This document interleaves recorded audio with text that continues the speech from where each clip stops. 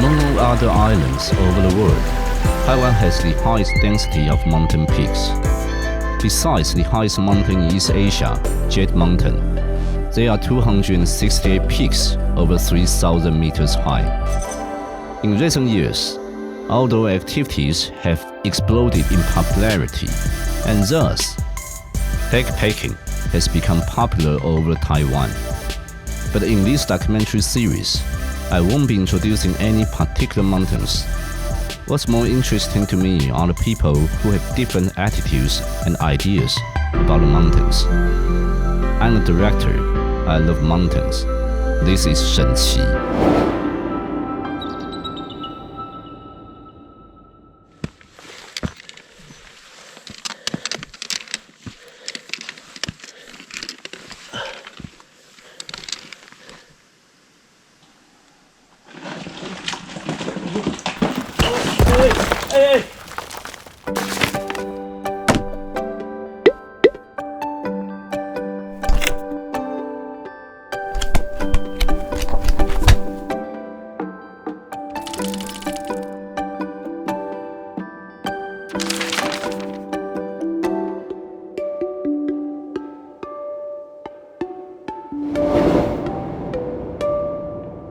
Is there someone you know who loves the mountains? Perhaps it is your husband, wife, friend, boyfriend, girlfriend, colleague, someone upstairs who you don't know, but want to know. They carry heavy backpacks, descending down cliffs and climbing over fallen trees. They must overcome extreme cold, torrential rain, scorching sun, water shortage, and all kinds of challenges. There's usually no way to take a shower. What is it about mountains that attracts people? What exactly do these mountain lovers see up there that we can't see from down below?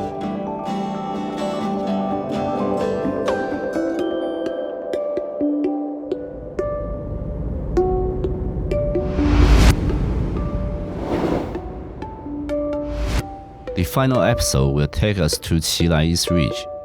This is where we started filming this documentary. It is one of the 4 difficult trails of the 100 peaks of Taiwan. The 56-kilometer-long journey is filled with exciting and dangerous terrains.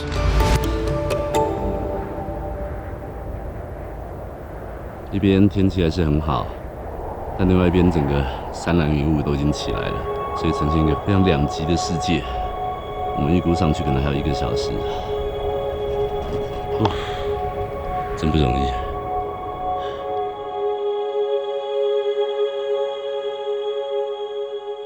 很多人在爬山的时候都会有令他一辈子难忘的一些画面。我大概就是在爬起来北峰的时候获得了这样的一个画面，就是我在快接近北峰顶之前，突然回头望，然后看到整条奇莱林线过去，一直延伸到主峰那边。然后大太阳照在那个高山的那个草原上面，非常的翠绿。那个时候我心里好感动，我觉得这个美景真的是太棒了，就只有上天可以赐予我这一刻。那时候从北峰下来要上去主峰的时候，太阳就是照到大草原，就觉得那边非常漂亮。我就跟我同伴说：“你们先上去。”我就一直在那边看那个景。Many people are mesmerized by a certain scenery they see when they go backpacking. I had such a moment at the foot of Nanhu Main Peak. There was a swath of open land. When I first saw it, the first phrase that came to mind was, "Hard-boiled wonderland and the end of the world." 那个地方对我来说充满了一种魔力。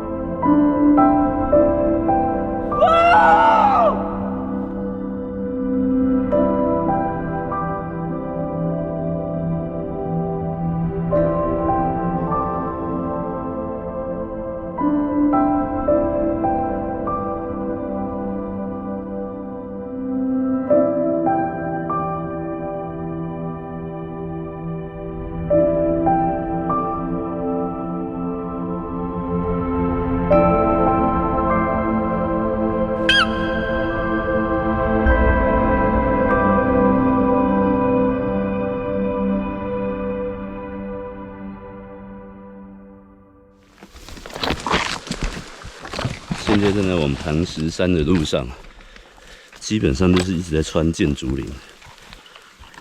东能后来我们也遇过在雨中走箭竹，其实就算穿了雨，一旦到最后你一样都全身湿，而且地又滑。走过的人都知道，雨中的箭竹其实是很痛苦的。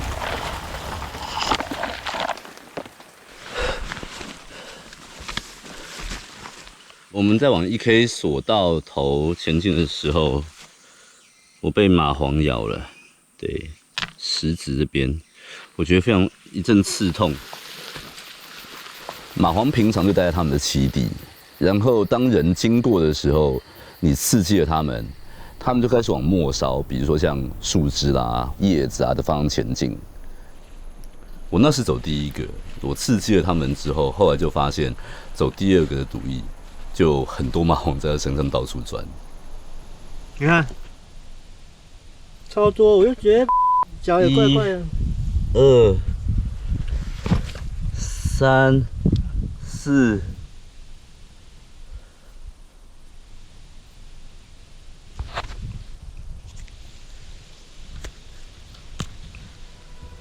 把它弹死。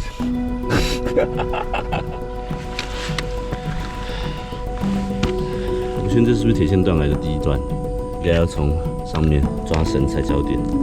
哎呀！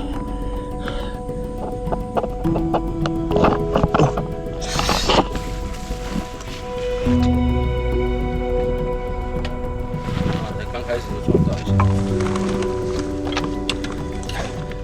到这边我真的不能再录，对我一定得要有双手。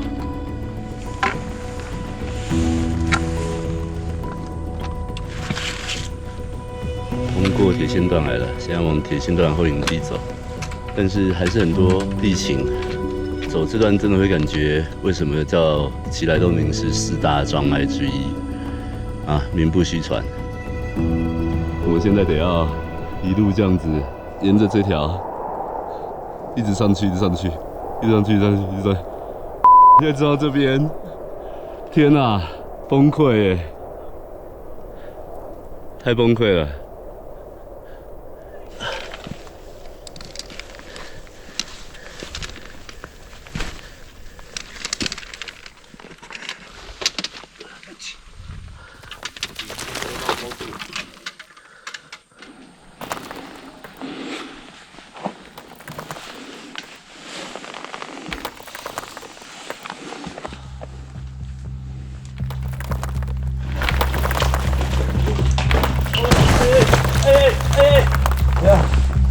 你不要到，因为事情发生的太快太突然，其实大概就2、3秒的时间。然后我一回头，我看着他，我发现我什么都不能做，只能眼睁睁的看着他摔落。那整个过程就像照相机一样，把所有的人都拍下来。等一下，不要动，这边危险。我知道，我过去，我把背包卸下。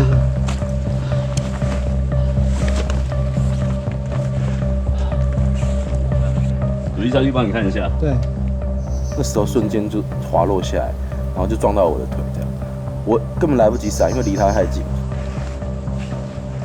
然后他们，我先站起来看看。呀，可以吗？腰有点怪怪的。就是因为你没办法反应啊，你脑袋一片空白。你可能唯一有想到一个东西，就是可能就是什么时候才能停下来，这样，要不然会一直翻下去。就后来就停下来。真的好在是说，他是往前翻倒，他不是往后摔落。不然如果是往后摔落，运气不好歹就挂了。那另外一方面，你会觉得这件事情是你造成的，所以在那个当下，你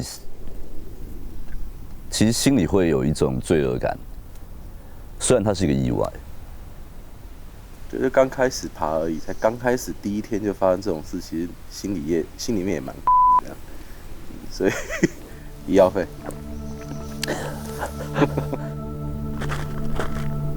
就人在爬山，在面对大自然的时候，其实很多时候我觉得是在考验你的心智，不一定是体能行不行的问题。因为你有时候你会碰到，比如说暴雨，你会碰到低温，你会碰到湿湿冷冷、意外，你身体会有状况。就是当这件事情发生的时候，其实你没有太多的选择，你就只能熬下去。那如果熬不下去的时候，其实就有可能发生，比如说责难，或者是激烈的情绪反应，这些问题都会浮现。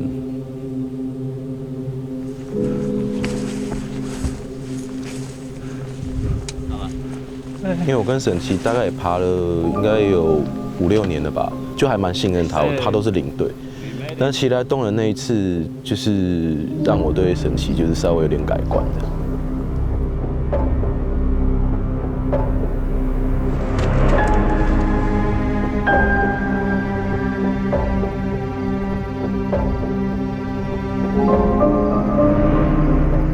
我们今天早上出发前，每个人的水都带太少了，因为我们都预期在那个北洋山大营地有水。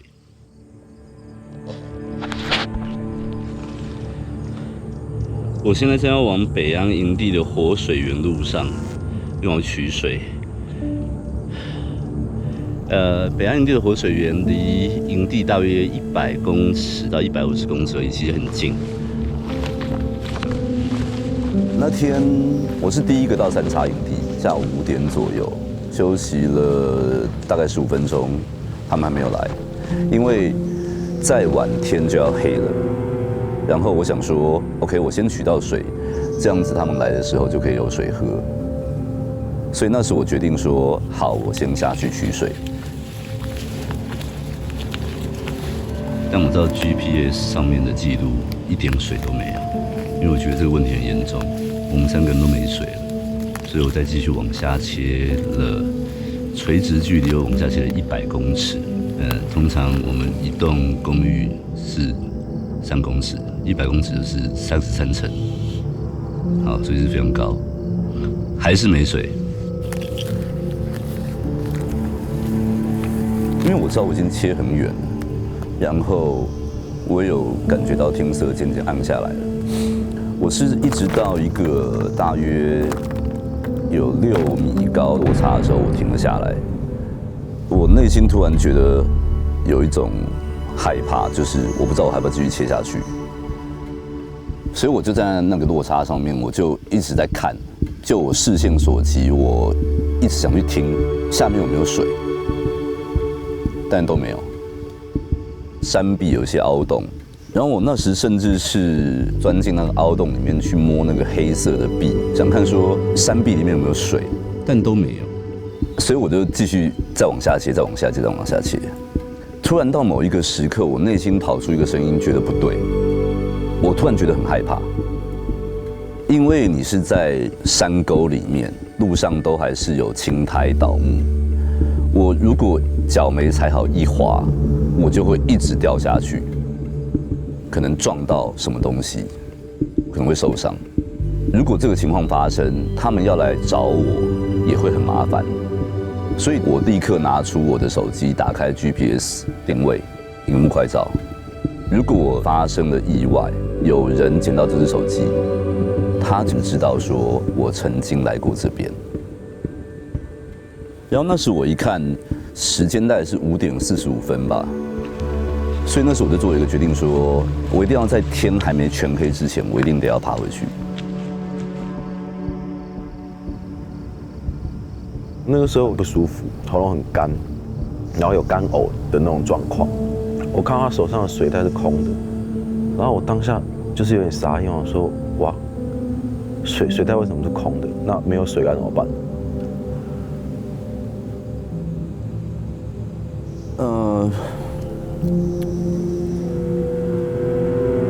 我去帮大家取水，然后我也想帮大家找到水，可是我花了时间去，但就是找不到。其实我也没有办法。可是我当下其实根本没有要跟你去争辩什么，我那个时候只是提出一个一个我的疑问，就是说你下去这么久，那如果你发现没有水，那为什么不赶快上来？对，我知道你也是为大家好，可是我当下只是就是提出一个这样的一个疑问而已，这样我没有要跟你吵的意思。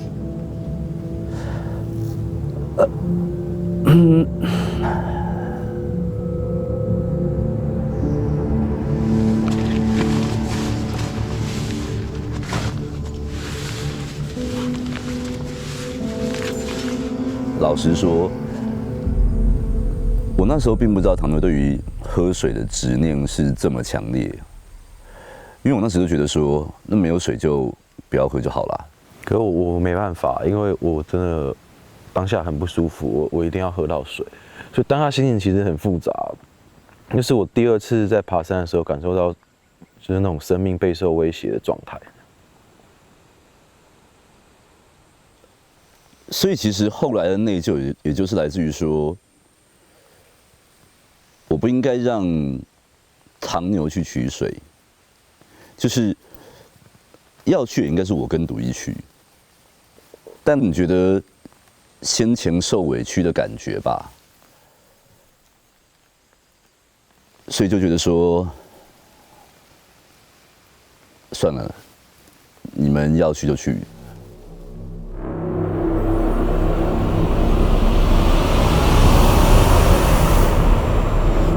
我大概走到500公尺，我就跟独一说：“不行不行，我受不了，我超级不舒服，我一定要坐下来休息一下，很难受，口很干，然后整个状态很糟啊，我就坐下来休息。”我就抬头看到那个树干上面挂着一个“此地可以通讯”的一个牌子。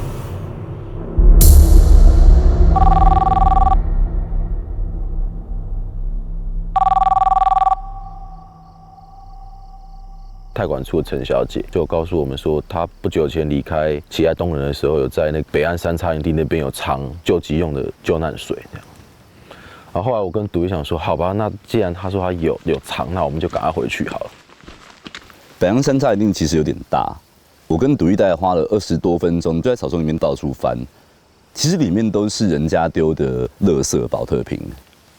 那找20分钟都找不到，我们就想说怎么办？到底有没有这个水？然后走到中途的时候，我就想要小便，然后跟独一说，我们要不要把就是尿液先收集起来，因为我怕到时候万一真的还是找不到救难水，那至少还有尿，我们过滤一下就可以喝。就这个罐子。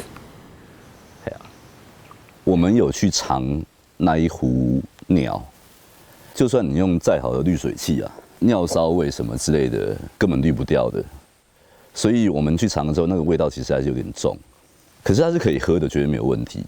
你在那个当下，味道好不好都不重要了。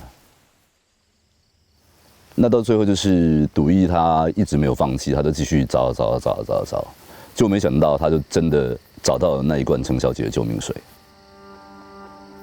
这就是陈小姐的救命水，很感动。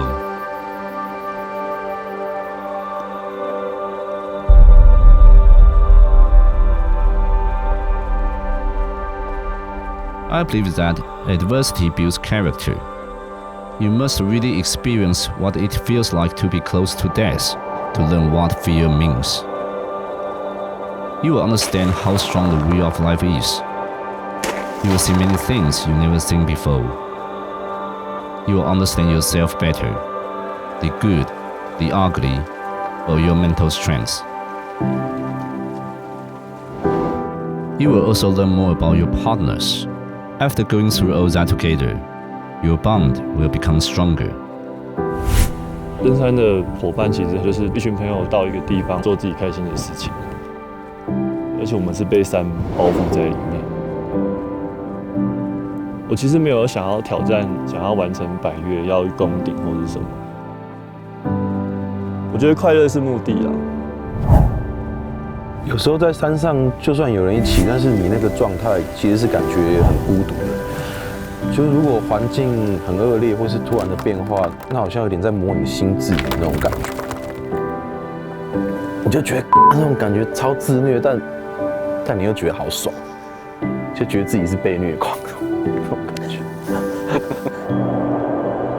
大山自有大栖之处，也让人有难以亲近之处。其实我从来也没有想过说我会离开台湾去做海外攀登这件事情，我从来没有想过。那我也很庆幸有试着去走进另外一个更大的世界。你可以想象自己就是大自然的一部分，你跟旁边的花草树木、石头没有什么太大的差别。可以感受到在那个当下，你也只是像是宇宙里一个很小的一个粒子，可是你存在。爬山是一种存在感，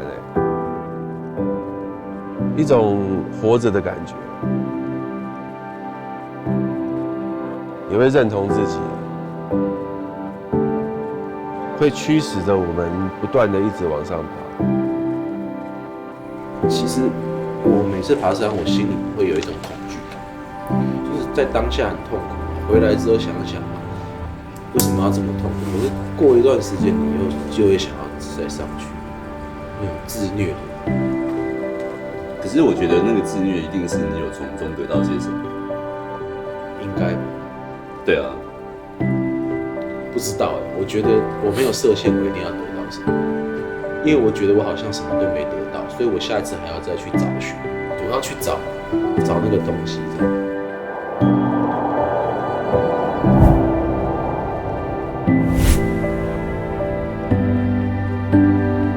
For all the mountain lovers you know, are they searching for something?